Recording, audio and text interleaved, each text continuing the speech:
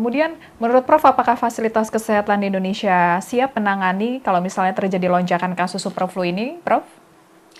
Saya kira kita siap karena Kemenkes juga sekarang kan sudah membenahi semuanya dan saya kira dengan apa namanya dengan warning dari awal seperti sekarang ini kita bisa menyiapkan. Namun ada satu lagi pencegahan di kita itu yang masih kurang yaitu vaksinasi.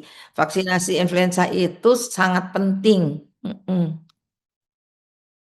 Jelaskan Prof, ini terkait dengan vaksin influenza ini rekomendasinya berapa bulan sekali dan seberapa pentingnya itu seperti apa Prof untuk menekan kita untuk tidak terkena influenza, Prof?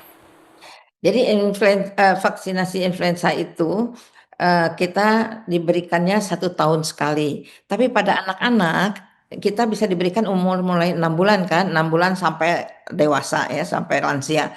Kalau anak mulai 6 bulan kita boleh vaksinasi antara 6 bulan sampai usia di bawah 9 tahun. Awal yang primer itu 2 kali suntikan selang 1 bulan ya, itu influenza. Kemudian sesudah itu atau pada anak yang mulai diberikannya umur 9 tahun, diberikan 1 kali setahun. Jadi tidak setiap bulan, tidak bulanan tapi tahunan.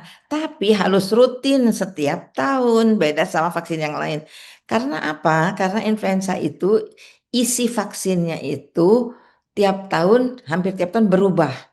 Kan isinya satu vaksin itu isinya 3 atau 4 antigen. Antigen itu misalnya influenza A H1N1, influenza A H3N2, influenza B bisa 2, bisa 1. Jadi kalau kita memberikannya itu harus yang baru, maksud saya yang untuk tahun itu. Karena setiap tahun WHO itu mengumumkan resepnya tuh isinya tuh vaksin itu harus influenza A yang ini, influenza A-nya tuh kan ada H1N1 yang jenis ini, H3N2 yang jenis ini, influenza B Victoria, kalau satu lagi adalah influenza B Yamagata. Nah, itu ada di dalam satu vaksin.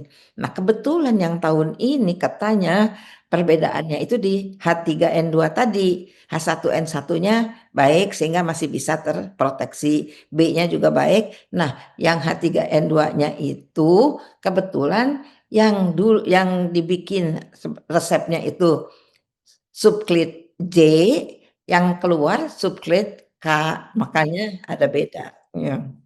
Makanya penting untuk setiap tahun ya Prof ya, karena Iya, tadi ada perubahan itu. Terkait dengan vitamin tambahan Prof, mungkin ada yang direkomendasikan Prof? vitamin. Jadi kalau makannya sudah baik, dia makan sayur, dia makan buah, dia makan karbohidrat, protein, lemak, semua seimbang, ya mungkin nggak perlu. Namun kalau dianggap dia kadang-kadang anak-anak kan suka nggak mau makan, nggak mau ini. Nah itu bolehlah ditambah vitamin-vitamin yang berguna.